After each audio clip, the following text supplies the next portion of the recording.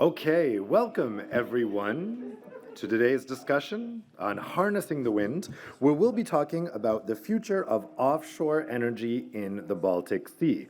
My name is Dave Keating. I'm a journalist based here in Brussels. I'll be guiding us through today's conversation, which comes at a really pivotal time, both for geopolitics and also for EU policy, as we've had last month a reimagining of some of the EU's industrial, energy, and competitiveness outlook, let's say. So it's a really important time here in Brussels to be evaluating the direction of travel. We're very fortunate to be hosted here today at the Polish Permanent Representation to the EU, which of course also has the rotating presidency of the Council of the EU. Now, today's event will explore the challenges and opportunities associated with the development of offshore wind energy. Our speakers will discuss how enhanced transnational cooperation can strengthen the EU energy system's resilience and improve energy security. We'll also be talking about the newly unveiled Clean Industrial Deal and the Action Plan on Affordable Energy, and how those new policies could help the efforts to expand domestic renewable energy, to strengthen European energy security, to combat climate change, and to drive economic growth. We'll hear some real-life examples of strategic considerations that regulators need to consider to facilitate the smooth development of offshore wind at scale in Europe, and its integration of offshore wind projects into the existing power system. Now, the Baltic Sea is home to 9 countries. 8 of them are in the EU. And today we'll be talking about the cooperation between 2 of them, in particular, Denmark and Poland. Both are front-runners in developing European offshore capacity. Denmark was the first in Europe to invest in offshore wind, and today the country has 3 gigawatts of offshore wind capacity, generating 24% of Denmark's electricity demand. Poland is still on its transition pathway, but is rapidly catching up, mitigating its dependence on fossil fuels and enhancing its energy security with a pipeline of 18 gigawatts of offshore wind waiting to come online. So today's meeting presents a unique opportunity to discuss the challenges and opportunities for offshore wind, hearing the voices of politicians as well as the offshore wind industry. So, to get us started, I would like to welcome to the podium Arkadiusz Pluzinski, Deputy Head of the Permanent Representation of Poland to the EU.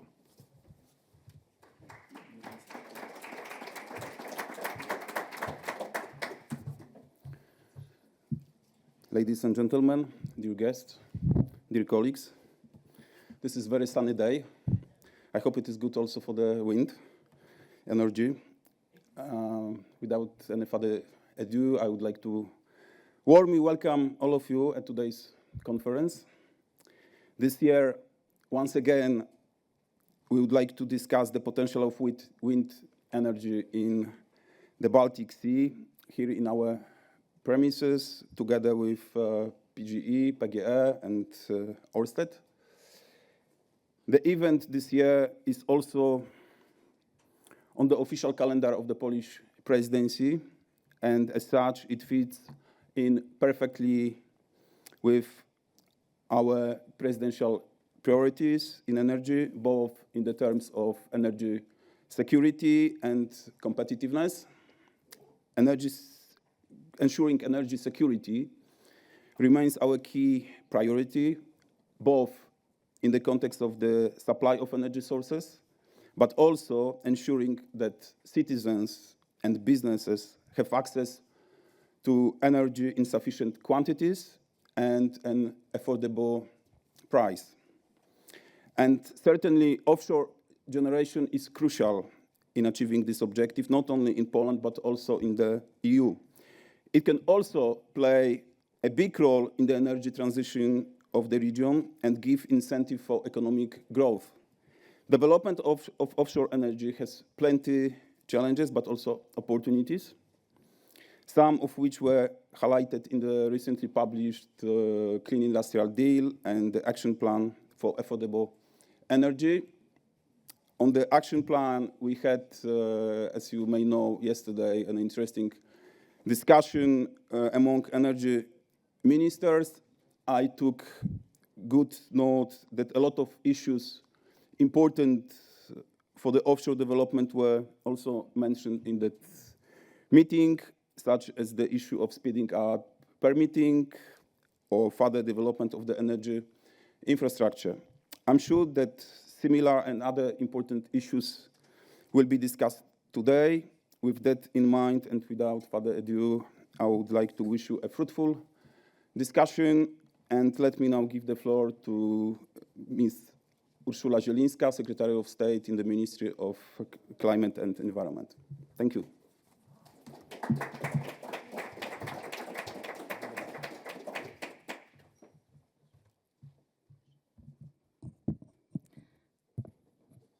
Ladies and gentlemen, thank you very much for your kind invitation to this event, a really interesting one. I am honored and pleased to be here in Brussels, one day after a very positive Energy Council yesterday, where, yes, I can echo that, permitting a need of acceleration of renewables in Poland, in the whole of Europe, was absolutely a top priority, and there was an overall agreement that this is necessary. So there is no green backtracking, there is green fast-tracking, said the Commissioner and the Minister, summarizing the Council yesterday. And this is very much our agenda today.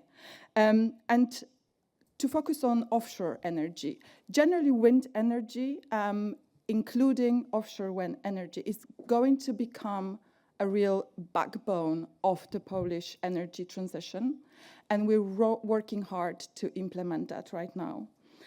Wind is already important, an important part of our energy mix, but by far not in sufficient capacity.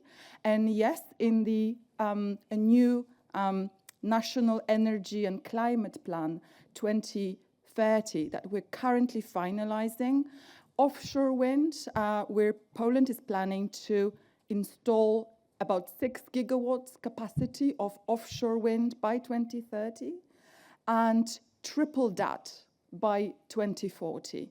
And we're not going to take foot off gas anymore. So you can really rely on us accelerating this transition. Offshore wind projects have a very significant impact. I'm not sure I need to convince you how important, but also wind energy can be a driver and will be a driver to a very much needed lowering of energy prices that everyone talks about currently in Europe. How do we lower energy prices? Well, actually, our latest analysis, the National Energy and Climate Plan, shows that by deploying offshore and onshore wind energy, by deploying renewables, we can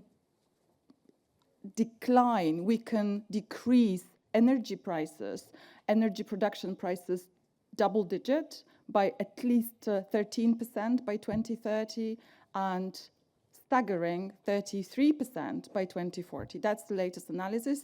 And this is work in progress, and I hope those numbers and this data may look even better in its final shape.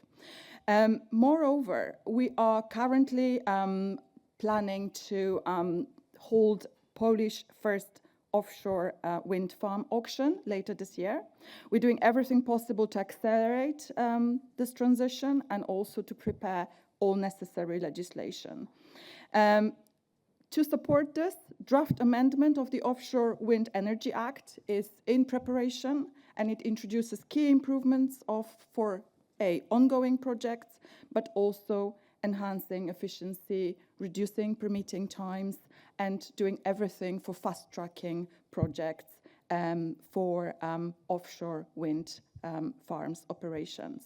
And Baltic Sea can become a key hub for offshore wind energy in our part of Europe, can become and should become the heart of modern energy, as it has great potential.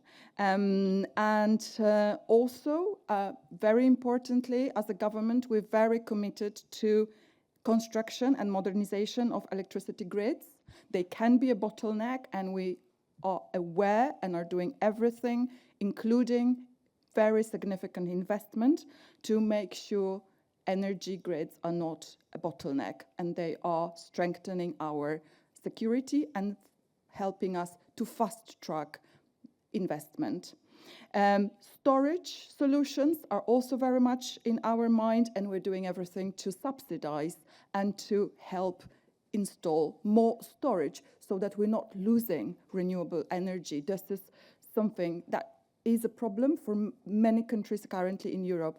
We are currently acting and putting plans in place to stop this, so we're not wasting any hour of this great, clean, cheap energy. We harness that.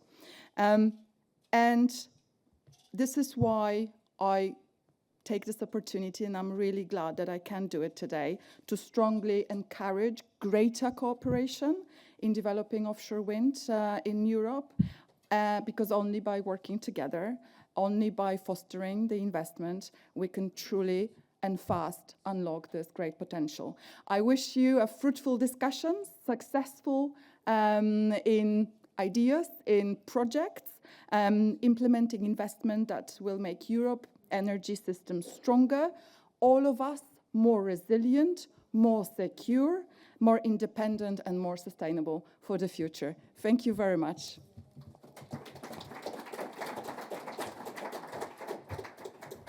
Thank you very much, Minister Zelinska. Now, for our next keynote speech, I would like to welcome here to the podium Łukasz Kolinski, who is Director for the Green Transition and Energy System Integration at the European Commission's Energy Department.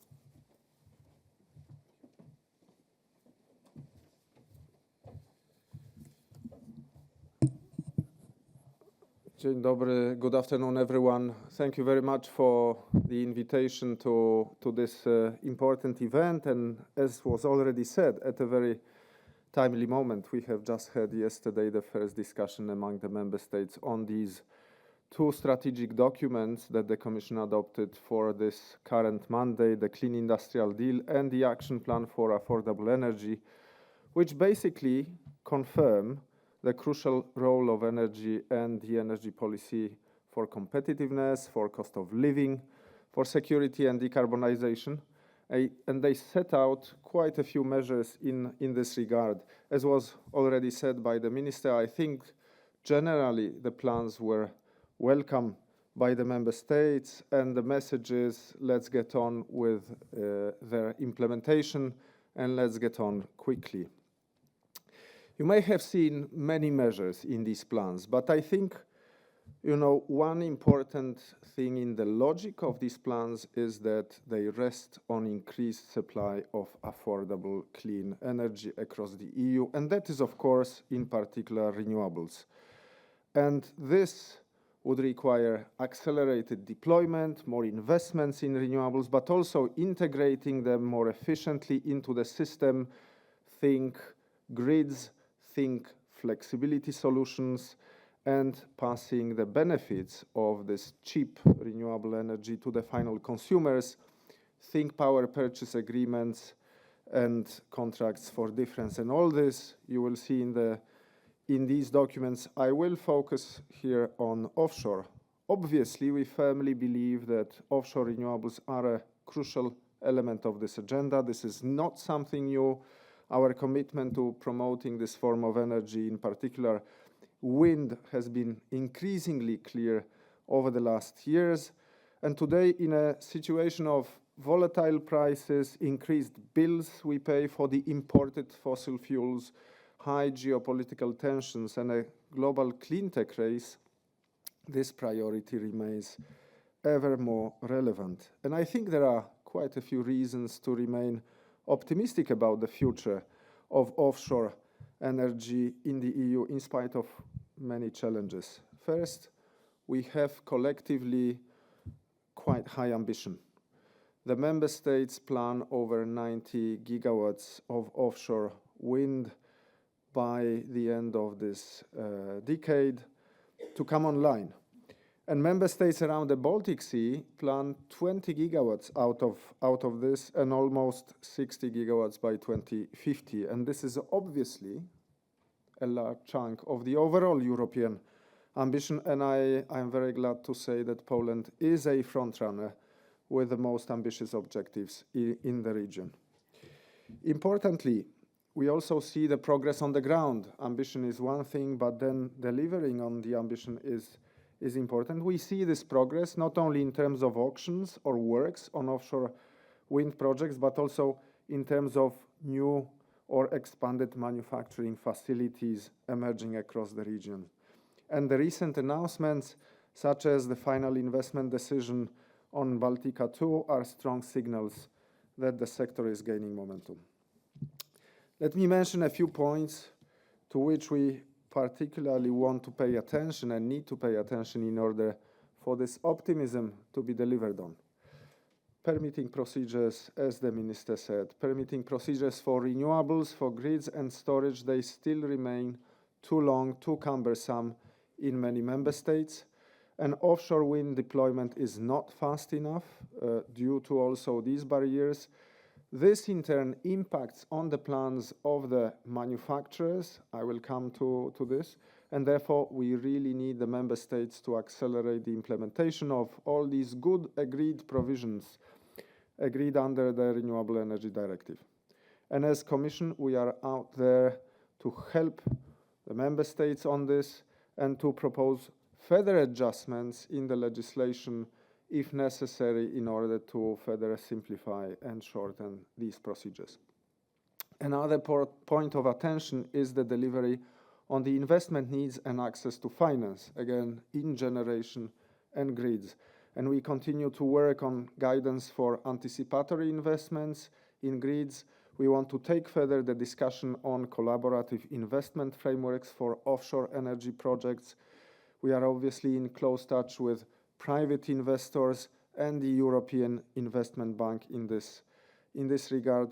And obviously, we continue to use the European funding, the European tools such as the Connecting Europe Facility and the Renewable Energy Financing Mechanism to support strategic cross-border energy infrastructure and in particular renewables. Next challenge, this obviously links to ensuring adequate supply chains. Together with the member states, we have improved visibility on the project pipeline in order to give the manufacturers more predictability as to the ramp-up needs. We are finalizing the work on technical rules for the Net Zero Industrial Act, which will be important for auctions, for example, for offshore wind and the European manufacturing of offshore equipment. You have also seen that in these documents recently adopted, Clean Industrial Deal and the Affordable Energy Action Plan, there are mentions of European preference in the context of, for example, the public procurement. There is also the announcement of the EIB's grids manufacturing package, offering at least 1.5 billion euros in counter guarantees to manufacturers of grid components and renewable energy components. So in terms of supply chains, on the one hand, we face very fierce and increasing competition from outside, but on the other hand, the announced manufacturing capacity expansions in the EU are still insufficient to meet these ambitions that I mentioned earlier. And in order to deliver on this ambition and to keep the energy bills in check and the costs, the project costs in check, clearly there is more work to be done in this regard, including on innovation and on skills.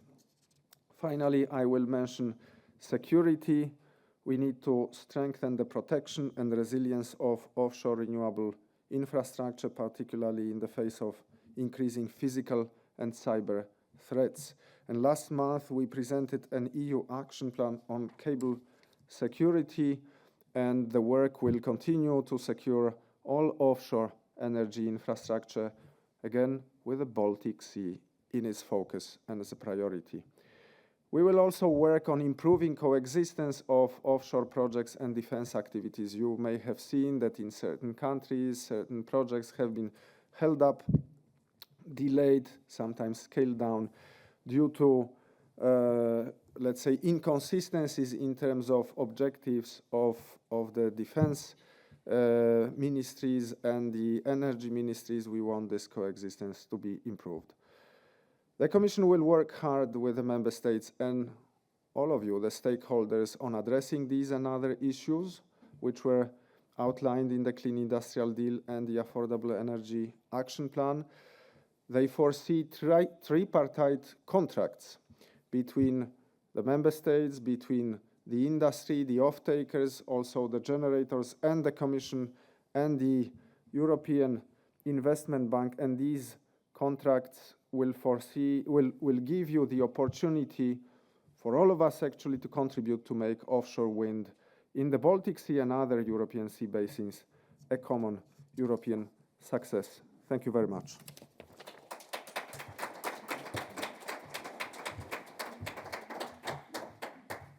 Thanks very much, Lukasz. Now we're going to move on to the panel discussion. I'd like to welcome our panelists up here to take your seats, where we'll be talking about some of the issues that we just heard about there in the keynote. So joining us here today, we have Pierre Tardieu, who is the Chief Policy Officer with Wind Europe. We have Bartosz Federek, who is the CEO of PGE Baltica, which is managing PGE's Polish Energy Group's offshore program in the Baltic.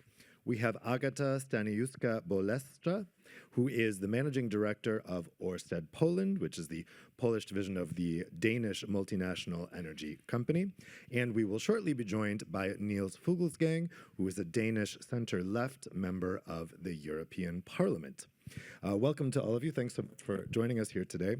Pierre, let me start with a question for you. We just heard there about the potential for development of offshore wind, and we heard that the Commission is keenly interested in this. What, from your perspective, is the potential for wind in the Baltic Sea?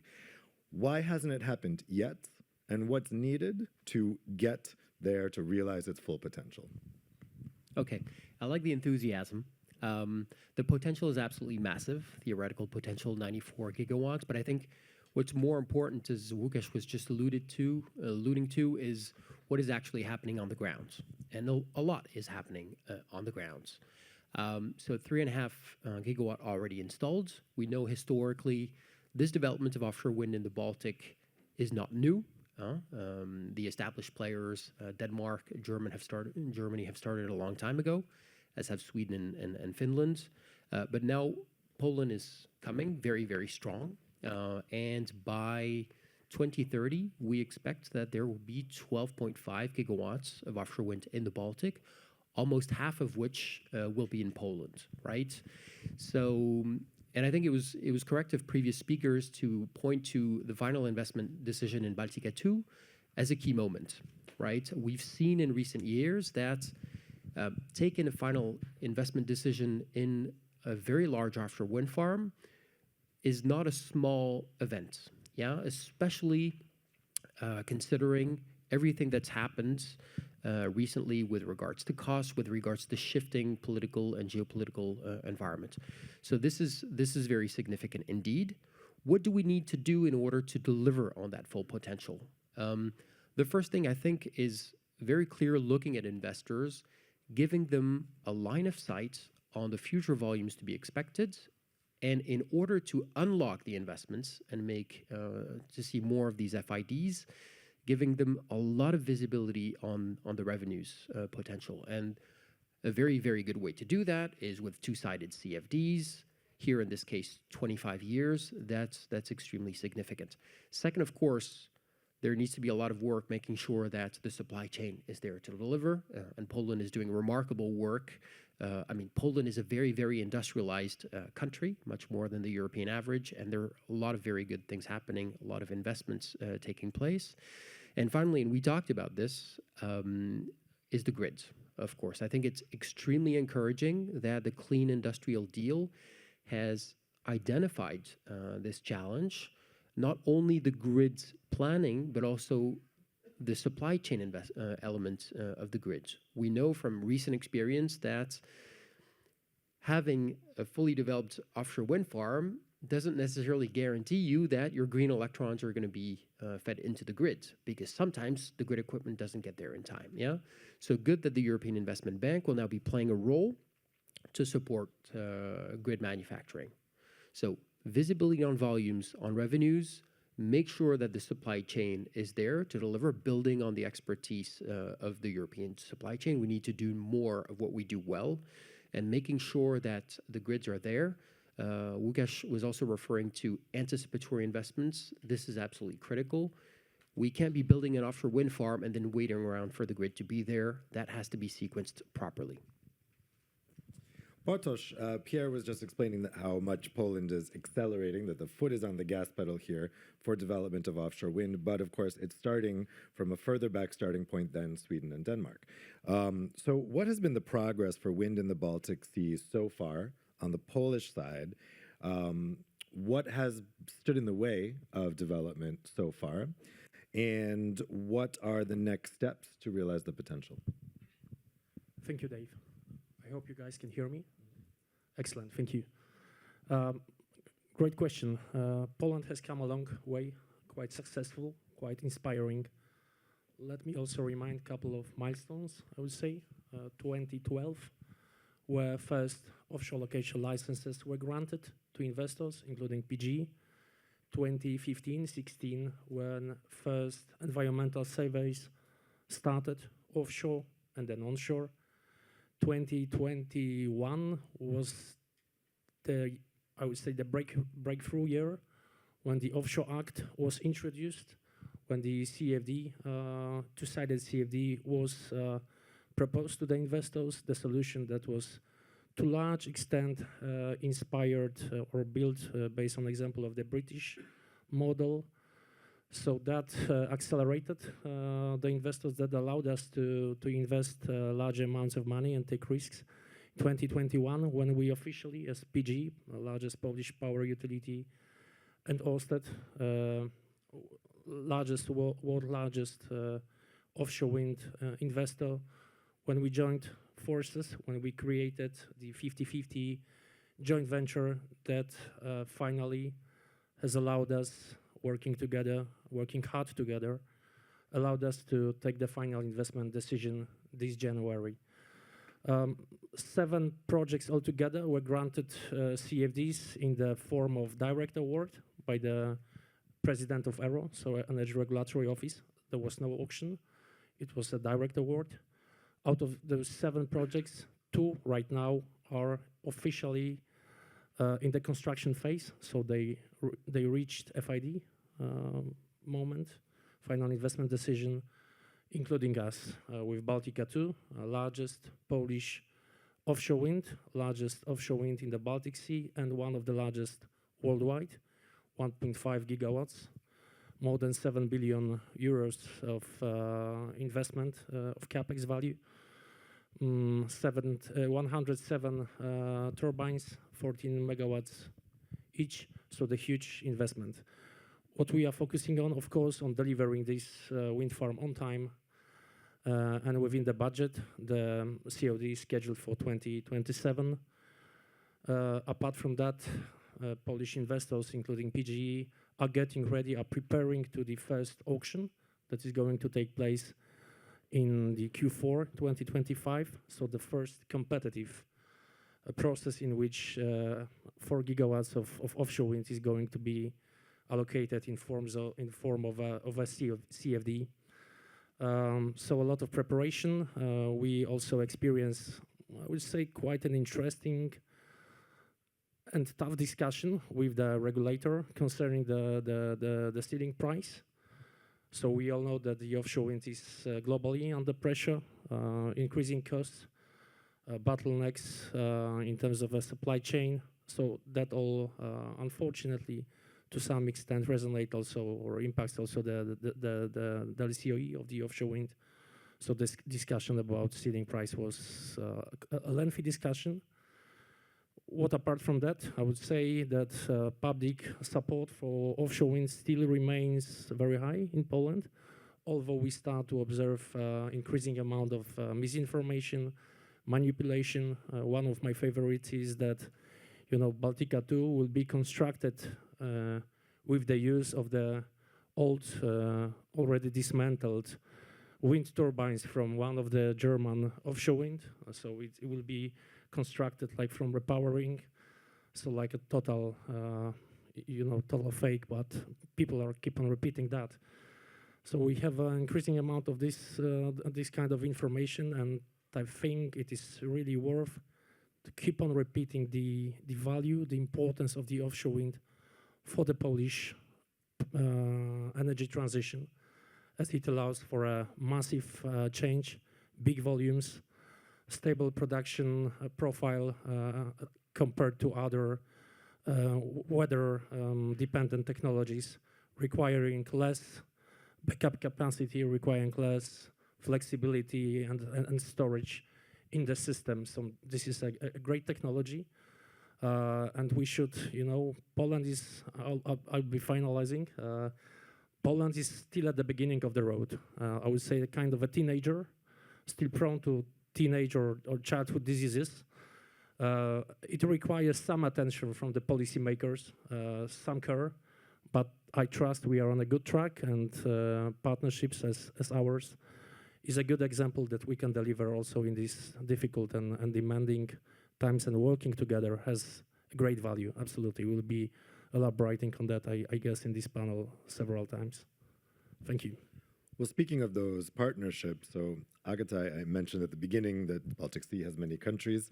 So Poland's development in offshore wind could be likened to a teenager, and then there is Denmark and Sweden that are more, that have got an earlier start, let's say, and more developed in this area. How can these different countries work together to increase the use of wind power in the Baltic? And what are some of the challenges in terms of that intergovernmental cooperation and the cooperation between companies from various different countries? So maybe I will start from, the need of collaboration. I think we have this sense that this is the time where we need to collaborate more than ever. And I think we have all European, all Baltic countries, they have this feeling, especially Poland, we see how our Prime Minister, Donald Tusk, is, personally involved just to boost this collaboration, to have different dimension of discussion, where in the heart of discussions you have a security. And, then security can define for differently, and among them there is an energy security, which is super, super close to the heart of us sitting here, but we also observing that it's becoming also super relevant for politicians, to address it properly. And with this, with these discussions, we see a lot of also potential, how to position, discuss, share experiences about offshore between countries. So I think if we could, and it starts slowly happening, if we could just share experience, information, and harvesting different synergies that we could have, that we have, but we need to just harvest them in the Baltic Sea. I think it would be really, really relevant for us investors, but also for the security of all of us as a people who are living in these countries, in this region. And it could be in different layers. It could be in the development phase of projects. We could discuss, how to slightly improve permitting, or at least discuss about the, transboundary consultations. You could just in this development discuss how we could find synergies or coexistence and synergies in the defense and security. It's a new area for. Not totally new, but it's becoming more relevant. So with heavier, expectations towards us, how to protect our infrastructure, and how we could do with states, how the states could collaborate to create, optimal, effective way of protecting the critical infrastructure in the Baltic region. I think this is the very relevant dimension right now. We could exchange our, experiences. And Bartek mentioned about the Offshore Act that we have in Poland. I believe that this is a really strong fundament, having this complex acts which address a lot of issues which are relevant for us, including this two-sided CFD.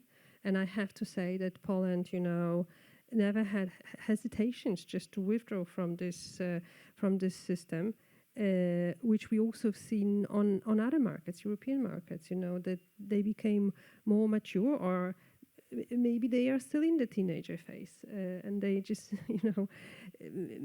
make some decisions which right now we see slowly some countries are actually revising. So Denmark made auctions last year. There were no bids. Right now we see that they are slowly just moving towards CFD, also probably having some discussions with states like Poland.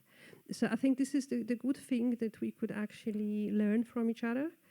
And then there is also element in the collaboration which it's related to grid and interconnectors, which is also very relevant part of this puzzle, how we want to just interconnect and how we want to use offshore as a part of this interconnection element in the Baltic region. So this is between the countries, between companies. I think this also takes time to learn how to do such a big infrastructure projects.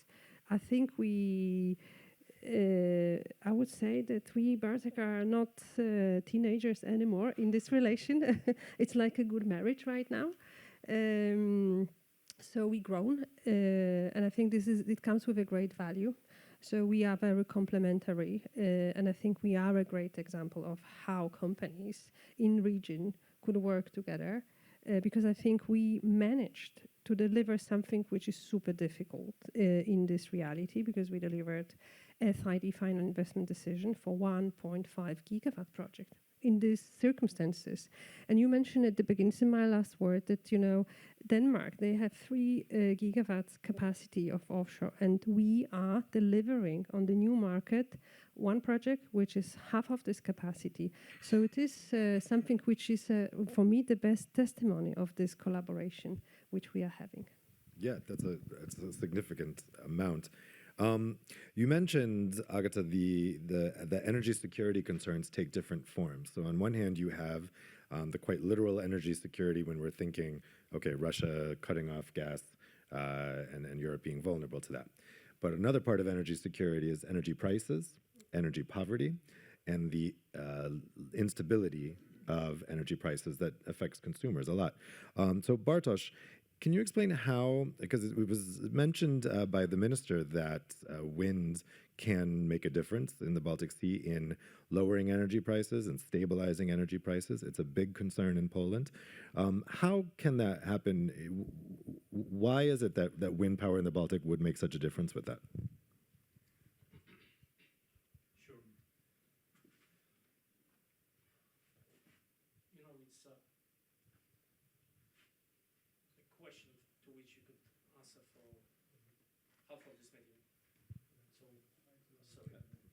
Is it better? Yeah. So I just said that it's a question to which you can be answering for the half of this panel. We discussed that before with Agata, and we'll be sharing the opportunity to answer. You said at the beginning, you mentioned security. And let me elaborate.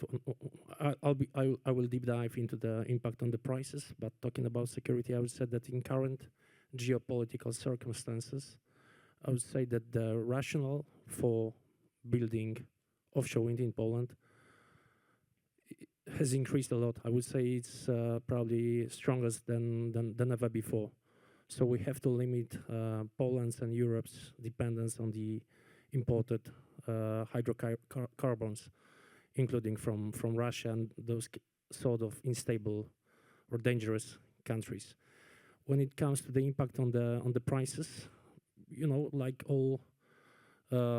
most of the renewables, those technologies have very low operational or running cost.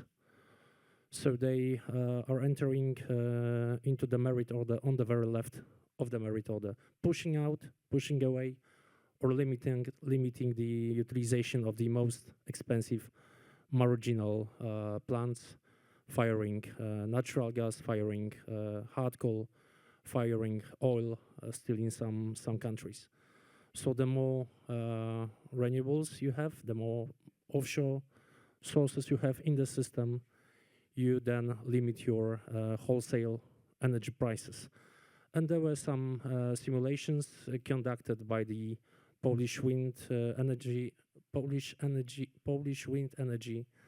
Association during the discussion about the ceiling price for the 2025 auction. They ran some simulation that showed that if we successfully build those 18 gigawatts of offshore wind by 2040, the wholesale prices could drop by 50%. So the impact might be really massive. And then Agata, I don't know if you'd like to chip in here and supplement. So the simple reply to your question, if offshore is going to be part of a solution, yes, because exactly, the reason Bartek explained, that the mechanism of shaping the energy prices is based on merit order. And the more renewables and in super relevant offshore is because it's a big scale and stable energy. So if you have this energy entering into merit order, it will push out those technologies which actually are the impulse for creating the high energy price. And maybe what I would like to add here is just what we are facing right now in Poland, and this is to a certain extent what you mentioned, Bartek, at the beginning about the misinformation. So when we've been discussing about the level of CFD, there was like a super shortcut done, in a lot of media that, if you have even slightly higher CFD price, it will cost that in the future energy will be more expensive, which is basically not true. It lets you to the wrong conclusion, because even if you pay a bit more right now for it, the mechanism is that we'll be pushing out technologies which are more expensive than offshore, than onshore. And maybe we should confront also in this conversation about why we need a bit higher, prices for offshore right now, why LCOE increased, and what can we do to just stabilize it and push it down. And I truly believe that we as a sector, we can be again on this track to just push down the LCOE of the offshore. And we need to do this because this is where we started. Łukasz was mentioning, we need affordable energy.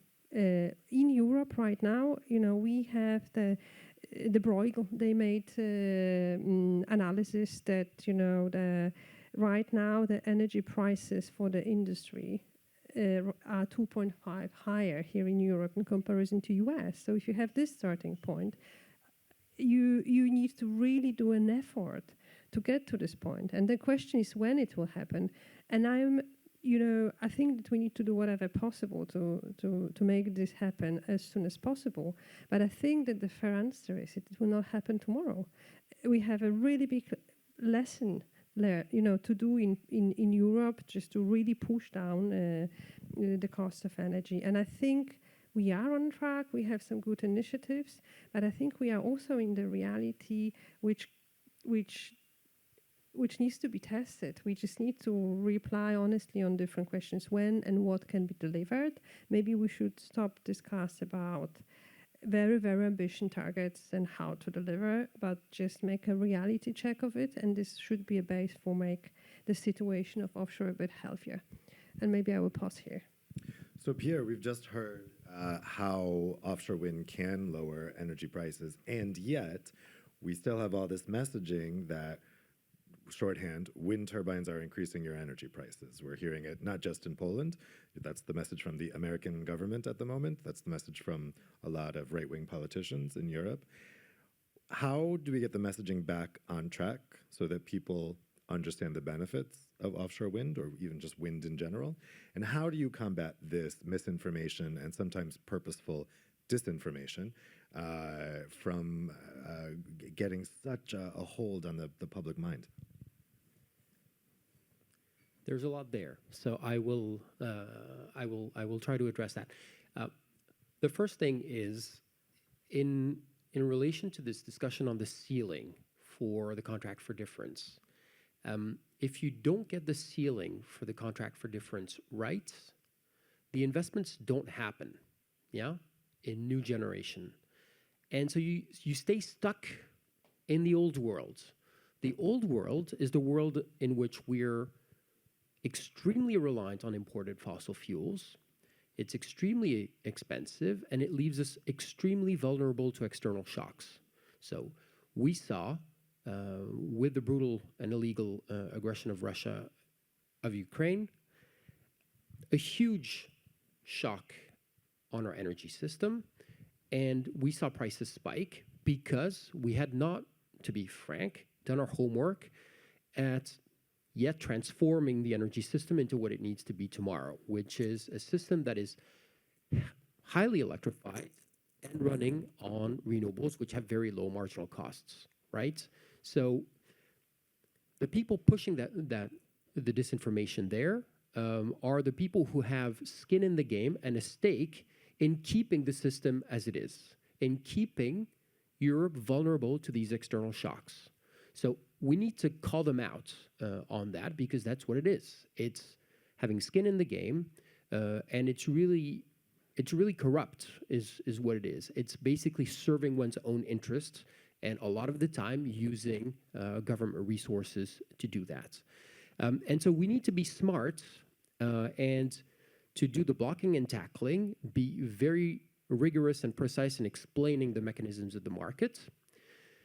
But out on social media and in the general public, we will never win an argument by explaining the merit order. We won't, right?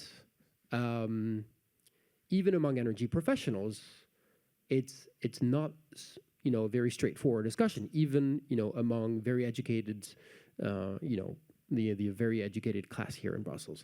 So we need to make sure that we're painting a picture which also deals not only in facts and figures, but also in emotion, and gives a perspective, right?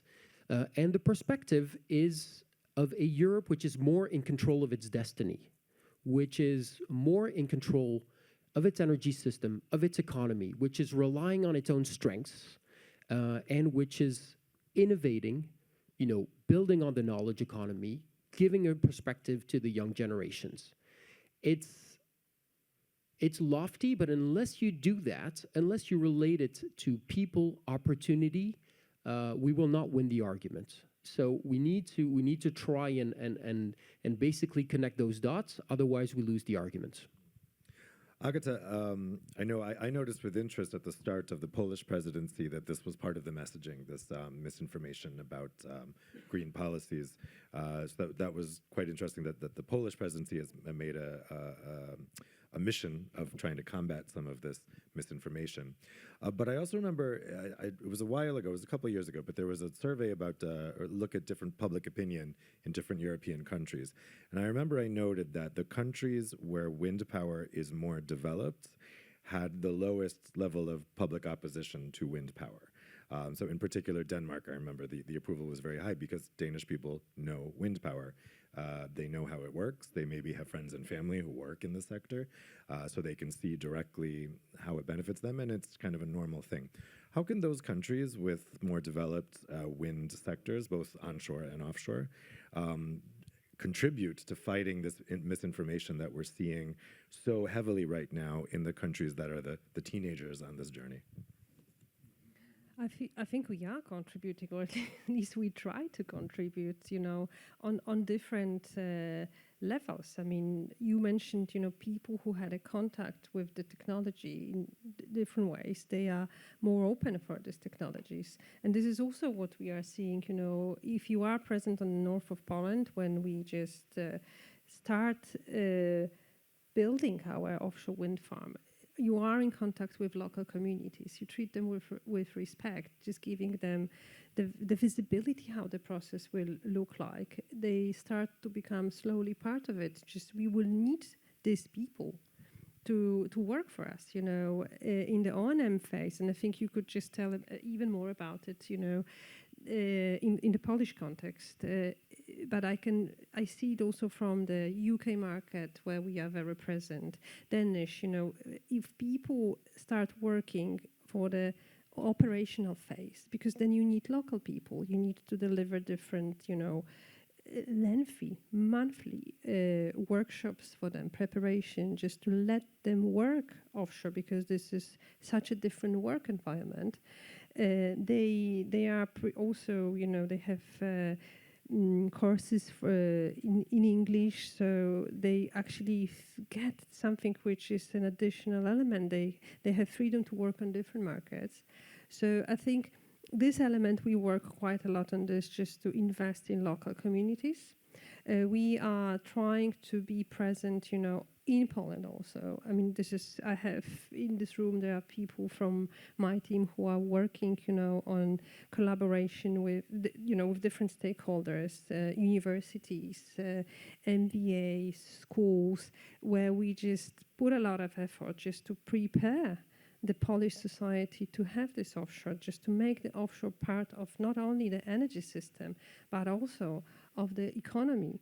And then I think it starts to click together, and then it's not only about delivering energy, it's about something else. And this is the way we see could just take these people on board with us and just do this together. Because I think if you have in opposition a lot of people, local communities, local governments, you are not collaborating with universities, you are not collaborating with local suppliers as well, trying to prepare them for this journey. It takes time.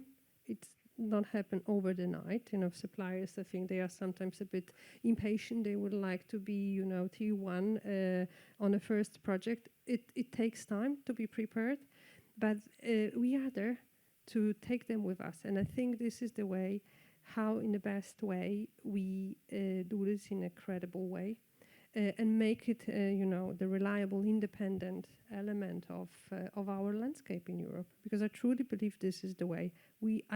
Even if you have some, people who are just fighting with it, I never heard about an alternative scenario which would be healthy and good for Europe. Let's talk about supply chain issues for a bit. This has also been an issue that's been encountered with these projects. Bartosz, what's needed in terms of a truly European supply chain that can really get these projects moving faster? And what kind of EU policy would be helpful in improving some of these supply chain bottlenecks or lack of connection? Thanks, Dave. So I will dare to leave the policy part rather to Pierre, who is an expert on this matter. But yes, supply chain is a super important aspect of our projects.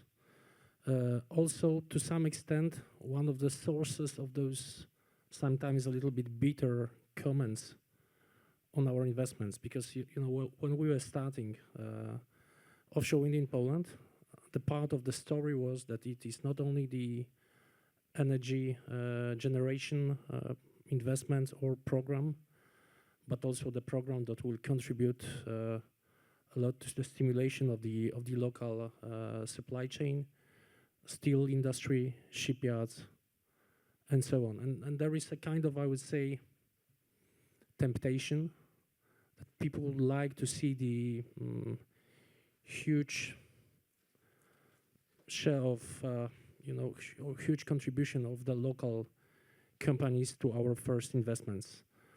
And this is not always the case. So the industry or supply chain needs to work hard also to prepare to deliver to the industry. Those guys also have to take some risk, also have to start working together. As an investors, we are often chased and being asked for taking care for the growth of the local content or the local companies. It's impossible. We cannot secure that. So, and absolutely, supply chain is I would say the key showstopper for this industry in the years to come. If we want to deliver more offshore in wind in Baltic Sea region in Europe, we need to, have more manufacturing capacity here in Europe, here around the Baltic Sea. It's a must. It's also needed in order to, to maintain the cost competitiveness of the industry. We are facing the increasing LCOE. That the offshore wind has been a success story for over the decade. The LCOE has been falling, and in 2022 it all changed. The war in Ukraine, post-pandemic effects, disturbed supply chains, and suddenly the LCOE started to grow. We need to maintain the cost competitiveness of the industry of offshore wind technology in order to be able to convince decision makers that this is the right option. So absolutely, we need to invest a lot here in Europe in new additional manufacturing capacities for offshore wind. Pierre, here in Brussels, what are you telling policymakers in terms of what's needed on EU policy for supply chain issues? So on the supply chain, whenever you plan such a massive expansion, there is a need to ramp up. That's very clear, and the best way to do that, and I think it's very important what you said, which is it's not the responsibility of any single developer to make sure that the supply chain is grown locally. It needs to be done at the very least, at a European level, sea basin, European. And the best way to actually unlock the investments in the supply chain is by the EU and governments giving a very clear perspective on volumes. You have volumes, you know when the auctions are going to come, they're well coordinated, well cadenced, you know when they're coming, the volumes, the budgets, you can invest in the supply chain accordingly. So that's priority number one, getting that visibility. Priority number two, and so what comes out of that is that you invest in the supply chain, but the scale also allows you to make economies of scale, to do more industrialization, to do more standardization, and cost decrease. So clearly, we've just come out of we're hoping we're coming out of a very tricky couple of years with the Ukraine war, with the post-COVID recovery, where prices increase significantly, and we need to have that visibility for the supply chain in order to be able to contain and potentially decrease costs going forward. What the EU can do. We talked about the Clean Industrial Deal, and we talked specifically about the role of the European Investment Bank to support the manufacturing of grid equipment, which is very positive. What we would like to see is more resources, and one of the instruments that's been very successful so far has been the Innovation Fund attached to the ETS. But to date, it's been very focused on breakthrough innovation and not so much on process innovation. Yeah, so helping the industry scale up, manufacture more, better, faster, and that's what we need to be absolutely laser focused on. Because if we're able to target the resources at that, we will deliver in time and at a lower cost, essentially. Yeah. We as an industry should not expect everything from government, but government can play a key role in helping along. Agatha, what would you say would be helpful in confronting some of these supply chain issues? So Pierre mentioned about the need of the predictability. It was also mentioned by European Commission. So it seems that we are in consensus. But I think we as an industry discuss quite a lot about this, that the current targets we have, they are not realistic. So I think this is also about just put a lot of realism on the situation we are in terms of the setting targets. And I would rather prefer or strongly prefer to have the steady pace and predictability, and it creates the predictability for me and also for suppliers. But for suppliers, what I see, it's not enough in today's reality, because if you go for the procurement process right now, for them, you know, they see a lot of opportunities where maybe will just happen.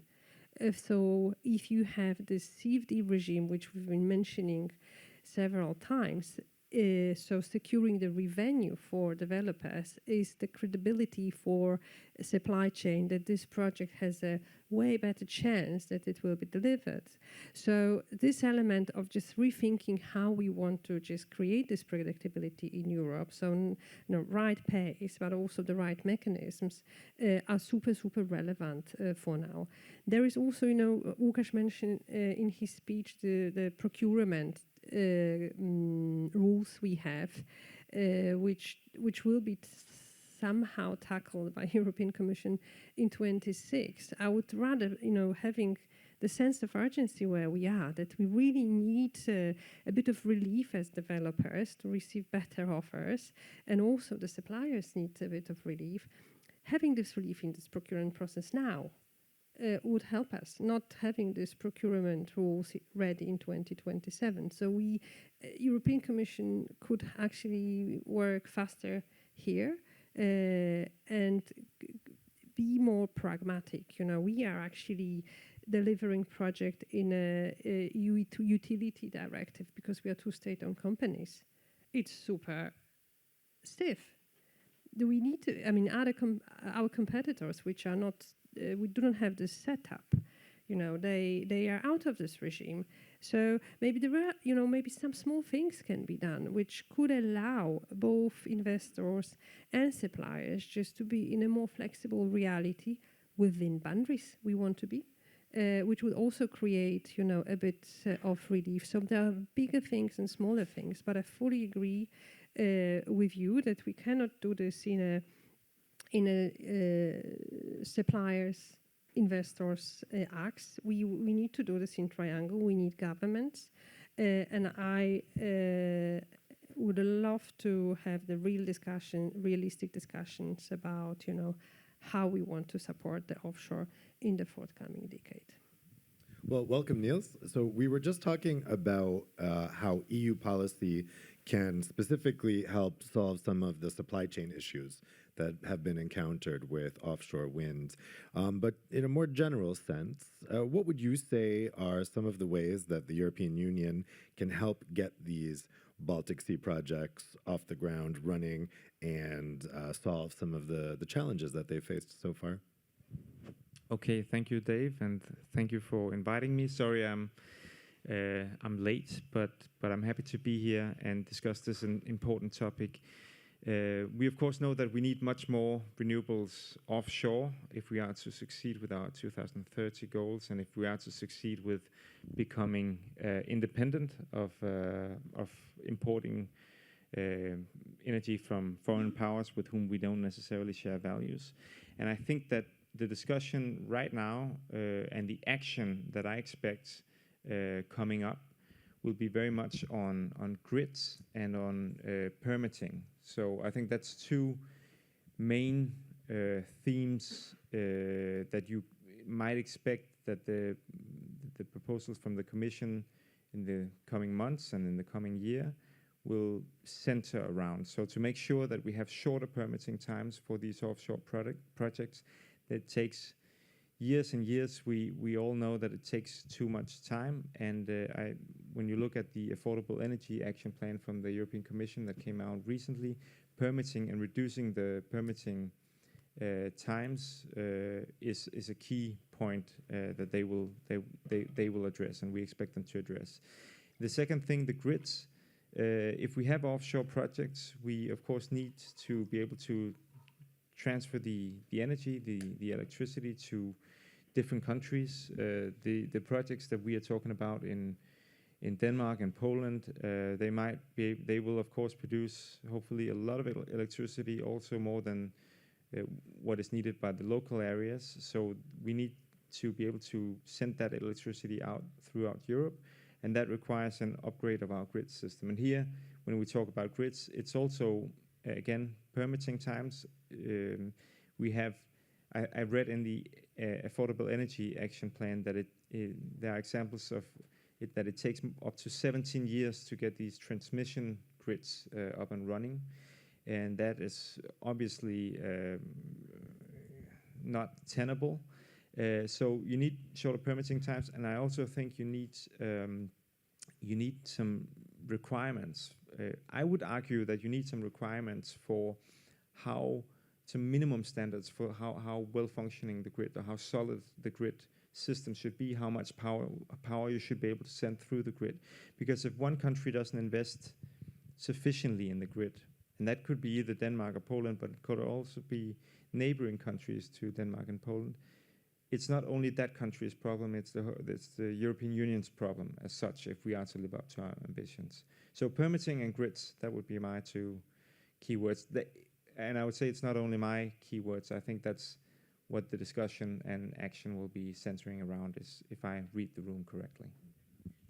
Well, at the beginning, we had Łukasz Kolinski from the European Commission outlining the Commission's plans in this area, and he mentioned some of the physical and cyber threats for the Baltic Sea. So I wanted to ask you guys about that. I mean, what's interesting is the Baltic Sea has transitioned from being essentially a neutral sea during the Cold War to now being a very possibly active military zone. And there are concerns about the infrastructure in the Baltic Sea, obviously. Łukasz mentioned the last month's EU action plan on cable security.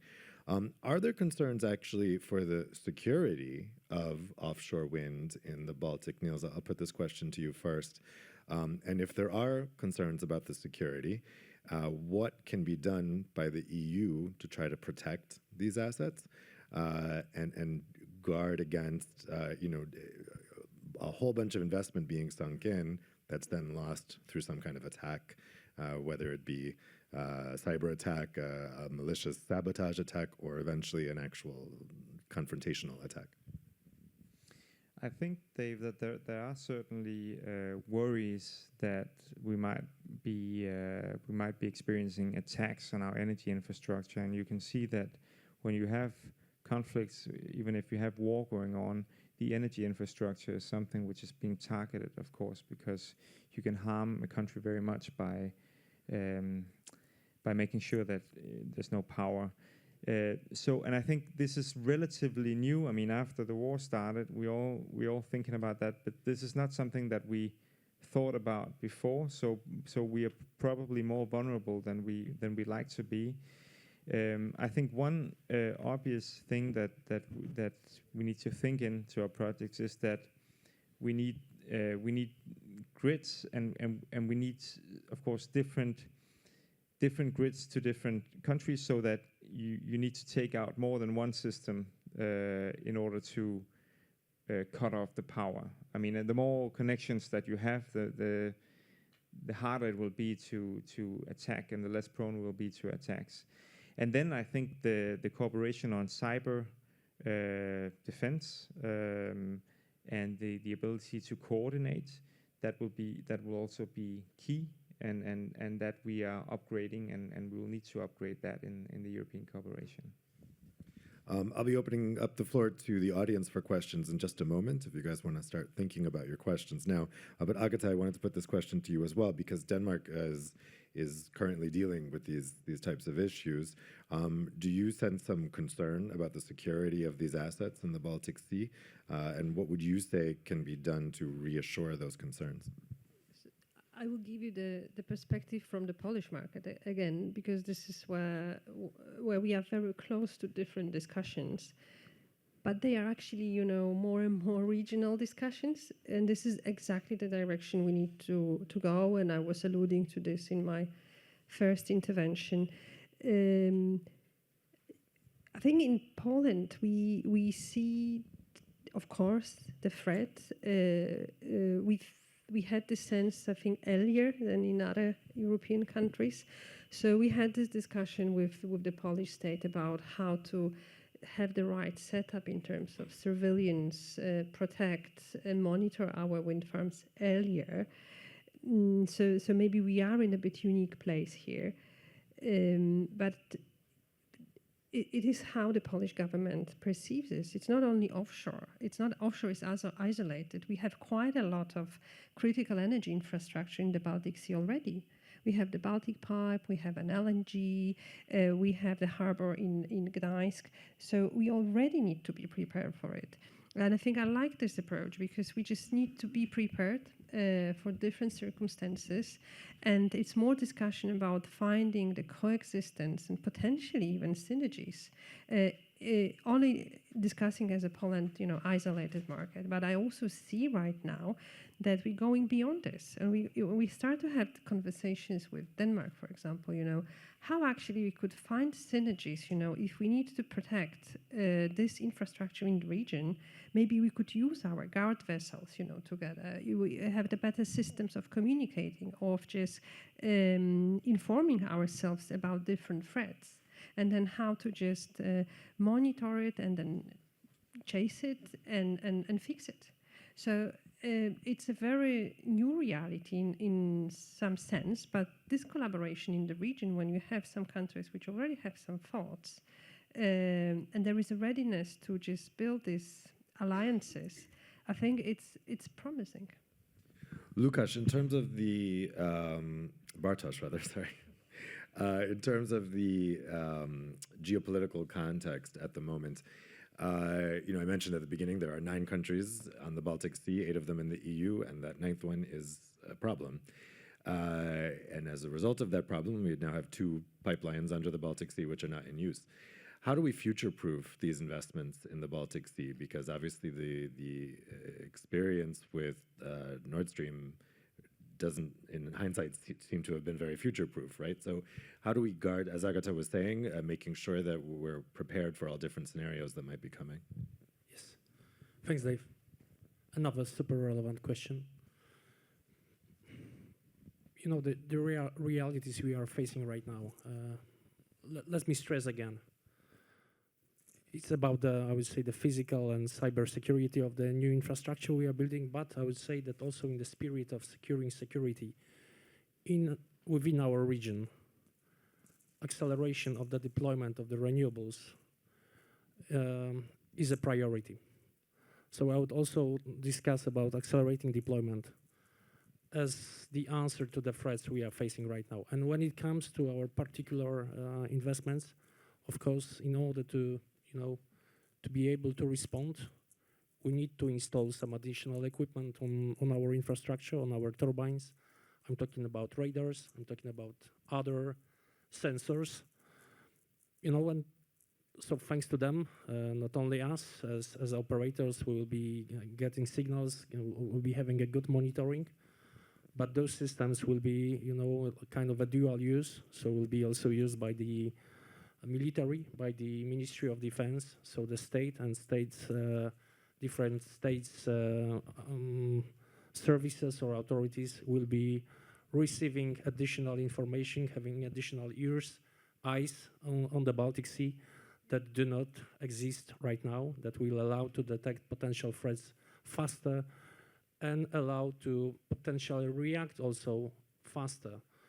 So, installing this new additional equipment is, of course, additional cost.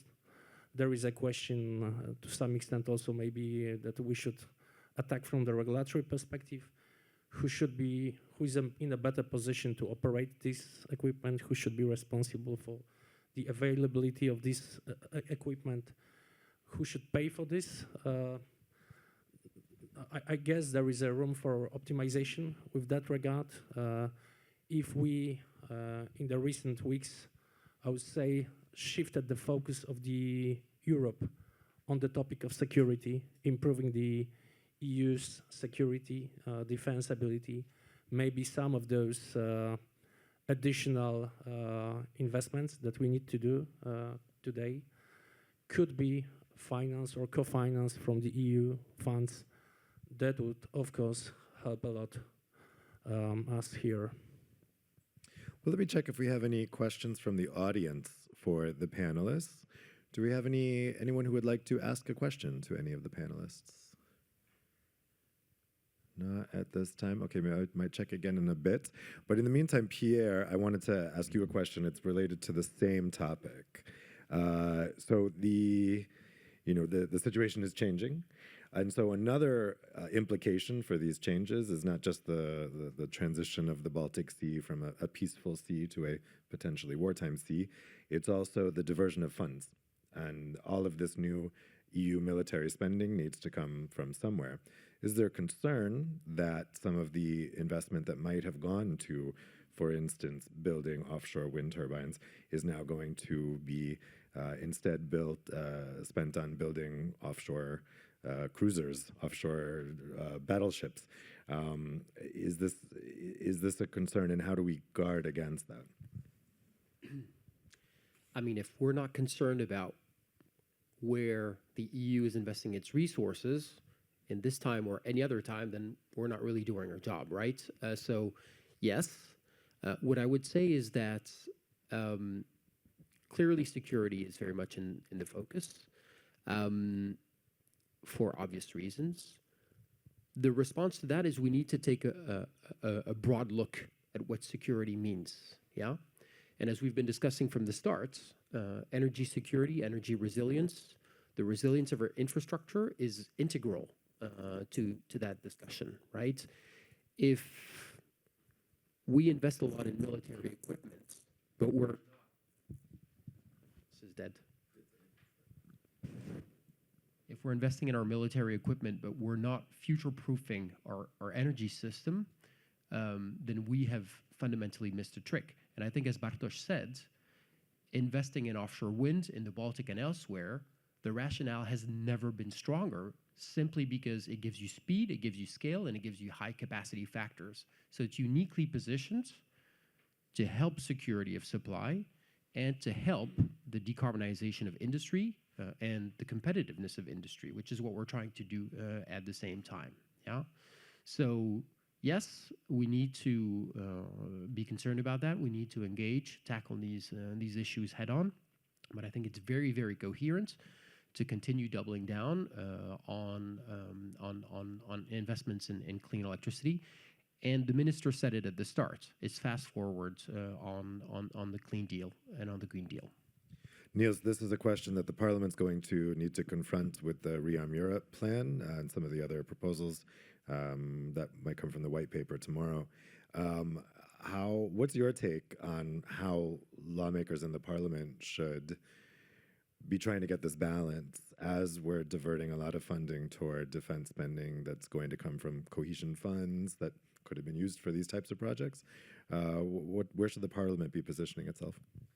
So I think that the number one priority is security, but I agree very much that security needs to be understood in a broader context. I'm a social democrat. I come from Denmark, a country with a large welfare state. But we are in Denmark spending a lot of funds on supporting Ukraine, increasing our military budget, and we have said that this is going to have consequences also for the amount of money we can spend on welfare, on hospitals, on elderly care, and so on. And we do this because we think it's necessary. But I would include energy in this equation. I mean, I think our project in the European Union right now is that we need to become independent. Independence, that is the key word from my point of view. And that means military independence. We need to be able to defend ourselves. Energy independent. We need to be able to provide our own energy instead of buying Mr. Putin's gas that we spent more money on last year than we actually spent on supporting Ukraine. And also independence when it comes to raw materials, where we're so dependent on China.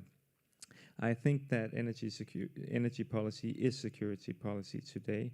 When I was elected to the European Parliament 5.5 years ago in 2019, it was called the climate election, at least in my country. It was Greta Thunberg and others who set the agenda. That's a different situation today, but I would say that having renewable energy in sufficient amounts, having offshore energy has not become less important. I mean, I think there are even more arguments, because there's the climate argument, which was already there, but now you really have the security argument. So that's what we need to build on, and that's where we need to invest.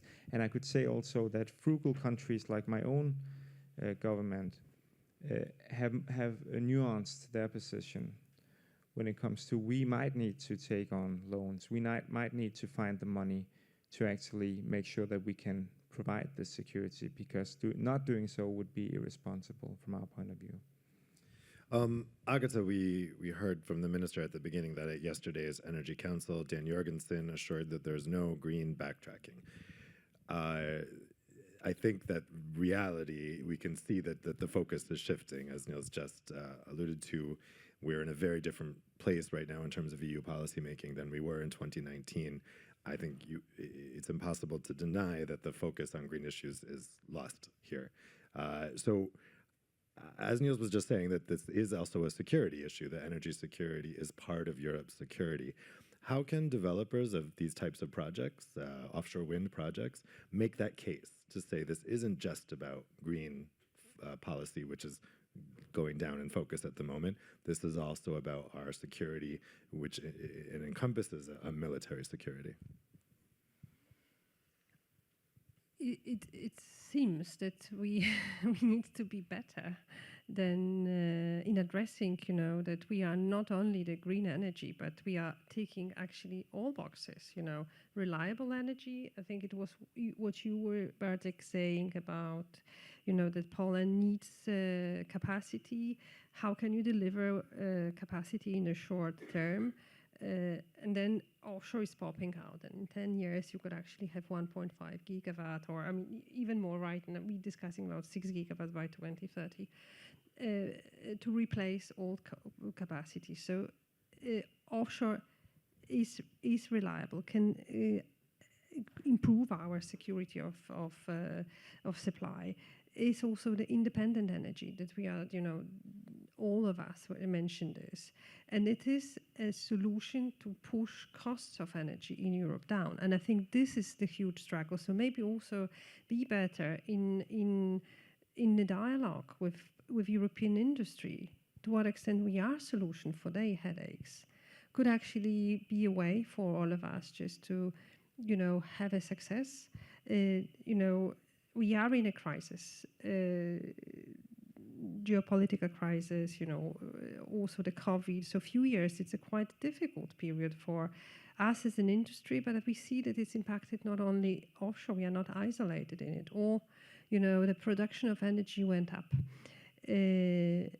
But we cannot waste a good crisis, as Churchill said. And I think we got to the point that we start really have a good conversations and discussions, and maybe it will allow us just to move on and address, what we know as developers, how we could contribute and support the industry in Europe. So maybe a bit better, communication. But I'm deeply convinced that we are actually a good solution because we are ticking all the boxes. Well, before we wrap up, let me just check one last time if there's any questions from the audience. Yes, we have one there in the back. Hi, Natalia, AirPower Renewables. I have a question. I would like you to explain whether in Poland offshore is protected against non-market redispatching, and even if it is protected, I am not sure.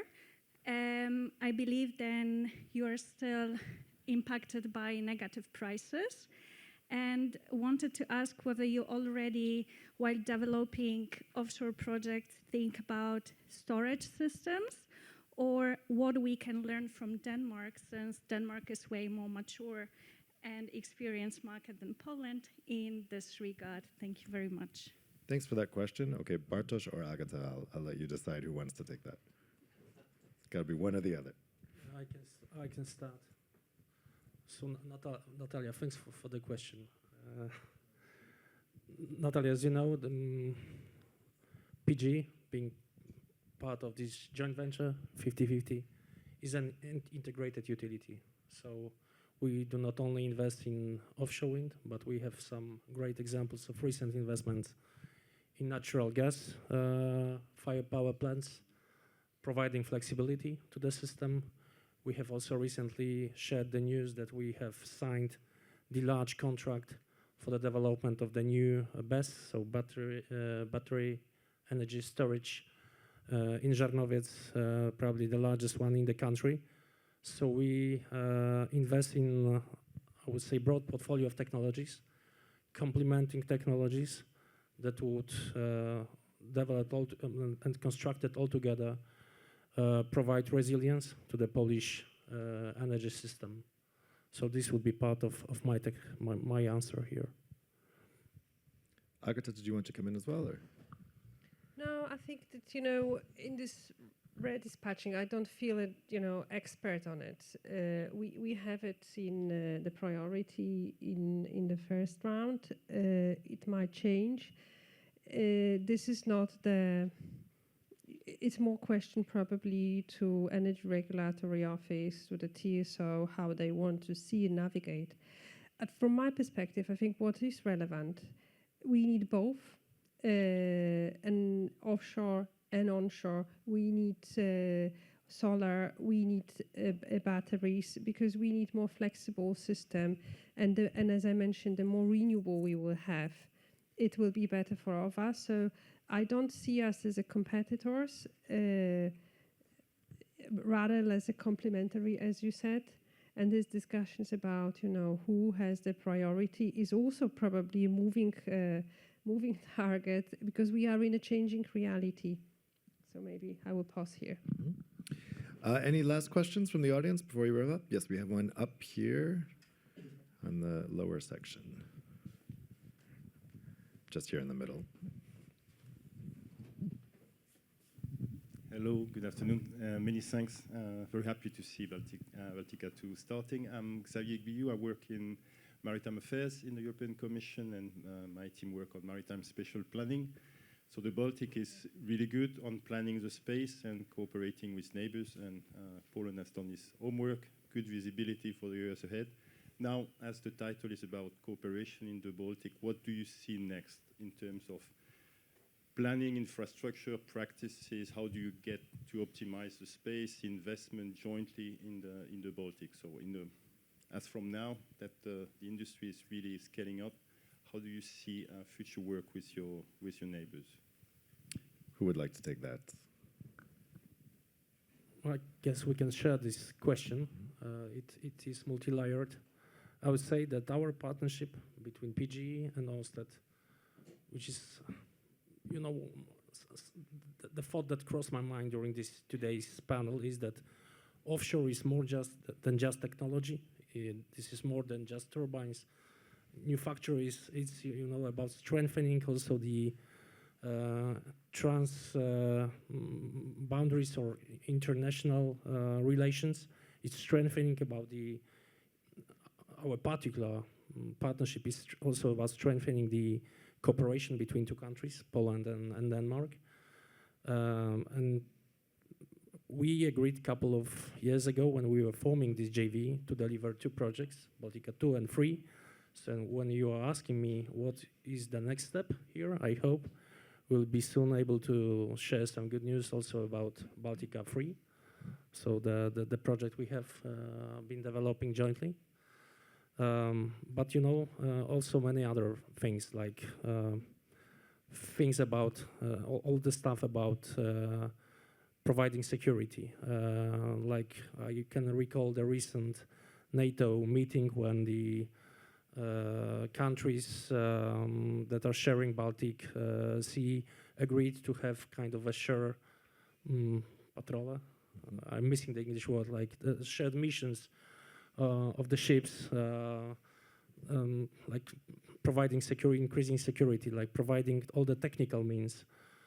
Some countries have more of those, some countries have less, so like cooperation in this field. Another part would be for sure cooperation in the area of the supply chain. So for sure, for instance, Poland is right now constructing two super modern installation harbors. So for marshalling and installations of the monopiles turbines The question is to what extent we could utilize those ports as the constructing offshore wind in other countries.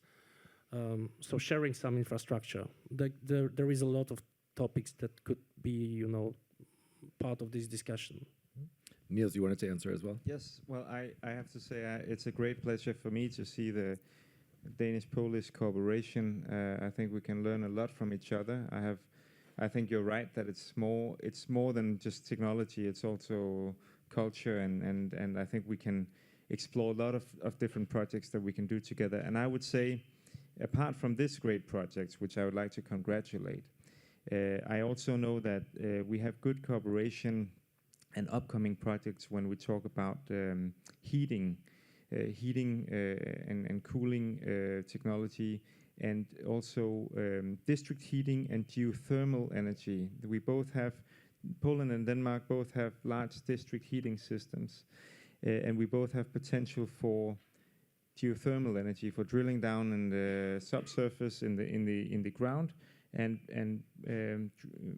sucking up warm water that we can use in our district heating system. And here I know we already share experiences and we can learn from each other. And I also agree when it comes to defense and the military. Poland and Denmark are two countries that spend a lot of money, more than the average in the EU, for supporting Ukraine and for our defense capabilities. And I think that here we will obviously share interests and be able to work together. So I look forward to a great Danish-Polish cooperation. Dave, let me supplement one more thing when it comes to cooperation. We also should have in mind the environmental protection aspects, protecting the Baltic Sea, increasing biodiversity. These are the topics that we as PGE and Ørsted are discussing together. These are the actions that we will be undertaking. So there is room also for the better cooperation, but cooperation around the Baltic Sea when it comes to natural environment protection and biodiversity topics. Yep, good point, and thanks for getting that in there because we hadn't gotten to that yet in the panel. So much more to discuss because this is a big topic, but we'll have to wrap it up there. But at least we're ending on a nice positive note with the cooperation between Denmark and Poland, and great point that in terms of geothermal and in district heating, they're two countries that are leading, actually. So a lot of opportunity for cooperation there as well. I want to thank the panelists for some really stimulating discussion. I would a round of applause for them.